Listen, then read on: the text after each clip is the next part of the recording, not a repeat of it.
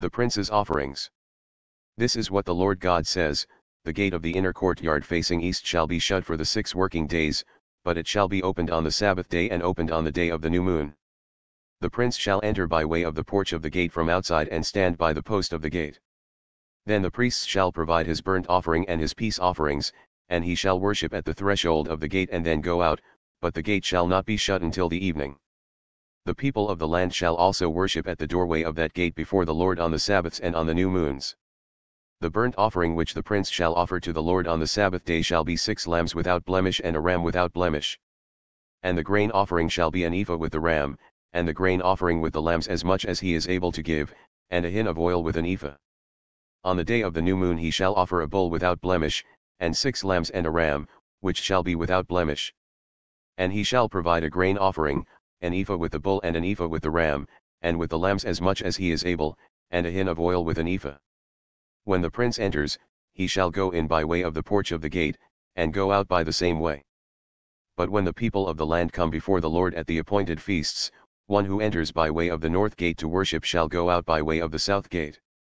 And one who enters by way of the south gate shall go out by way of the north gate. No one shall return by way of the gate by which he entered, but shall go straight out. And when they go in, the prince shall go in among them, and when they go out he shall go out. At the festivals and the appointed feasts, the grain offering shall be an ephah with a bull and an ephah with a ram, and with the lambs as much as one is able to give, and a hin of oil with an ephah. And when the prince provides a voluntary offering, a burnt offering, or peace offerings as a voluntary offering to the Lord, the gate facing east shall be opened for him. And he shall provide his burnt offering and his peace offerings as he does on the Sabbath day. Then he shall go out, and the gate shall be shut after he goes out. And you shall provide a lamb a year old without blemish as a burnt offering to the Lord daily, morning by morning you shall provide it. You shall also provide a grain offering with it morning by morning, 1/6 of an ephah and 1/3 of a hin of oil to moisten the fine flour, a grain offering to the Lord continually by a permanent ordinance. So they shall provide the lamb, the grain offering, and the oil, morning by morning, as a continual burnt offering. This is what the Lord God says: if the prince gives a gift from his inheritance to any of his sons, it shall belong to his sons, it is their possession by inheritance. But if he gives a gift from his inheritance to one of his servants, it shall be his until the year of release, then it shall return to the prince.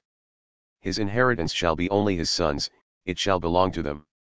And the prince shall not take from the people's inheritance depriving them of their property, he shall give his son's inheritance from his own property, so that my people will not be scattered, anyone from his property.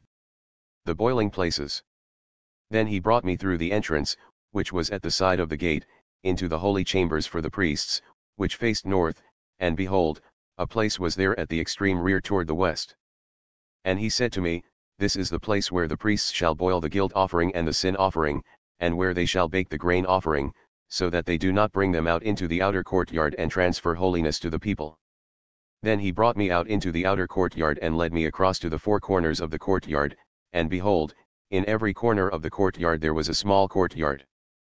In the 4 corners of the courtyard there were enclosed courtyards, 40 cubits long and 30 wide, these 4 in the corners were the same size. And there was a row of masonry all around in them, around the 4 of them, and cooking hearths were made under the rows all around. Then he said to me, these are the cooking places where the ministers of the house shall cook the sacrifices of the people.